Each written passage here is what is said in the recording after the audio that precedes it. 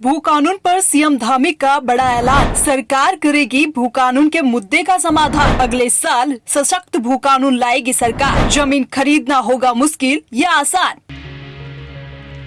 उत्तराखंड में लंबे समय से सख्त भू कानून की मांग की जा रही है, जिसको लेकर अब उत्तराखंड की धामी सरकार भी हरकत में आई है। भू कानून को लेकर कई आंदोलन भी किए गए हैं, जनता सड़कों पर उतरी। लेकिन अब इस बीच सीएम धामी ने भू कानून को लेकर बड़ा ऐलान किया है।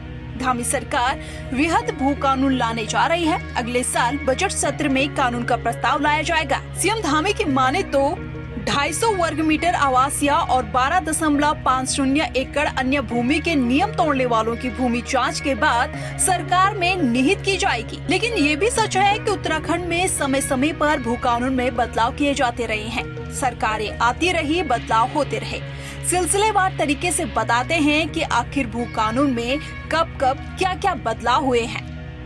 भू कानून में अब तक बदलाव। उत्तराखंड में सबसे पहले एनडी तिवारी सरकार में बना था भू कानून। एनडी तिवारी सरकार में बाहरी प्रदेशों के लोगों के लिए बना था नियम। 500 वर्ग मीटर कृषि योग्य भूमि खरीद सकते थे बाहरी प्रदेश के लोग। उद्योगों के लिए भी एनडी तिवारी सरकार में 12 एकड़ जमीन खरीदने का नियम था तय। खंडूरी सरकार में फिर जमीन खरीदने को लेकर हुआ था बदलाव। कृषि योग्य जमीन का दायरा 250 वर्ग मीटर किया गया। त्रिवेंद्र सरकार में फिर भू कानून में हुए बड़े बदलाव। उत्तराखंड में पर्वतीय क्षेत्रों में भी उद्योगों को बढ़ावा देने के लिए किए गए बदलाव। 12 एकड़ उद्योगों की जमीन खरीदने को किया असीमित। त्रिवेंद्र सरकार में लागू हुए भू कानून को लेकर लोगों में सबसे ज्यादा आक्रोश। इस तरह भू कानून में अब तक कई बदलाव देखने को मिले हैं, जबकि अब हिमाचल की तर्ज पर सख्त भू कानून की मांग की जा रही है।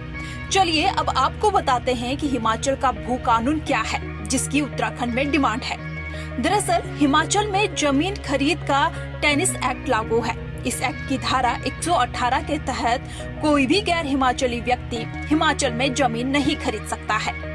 यदि आप गैर हिमाचली हैं, तो हिमाचल में जमीन खरीदने के लिए आपको राज्य सरकार की अनुमति लेना जरूरी है। इजाजत के बाद यहाँ गैर कृषि भूमि खरीद सकते हैं।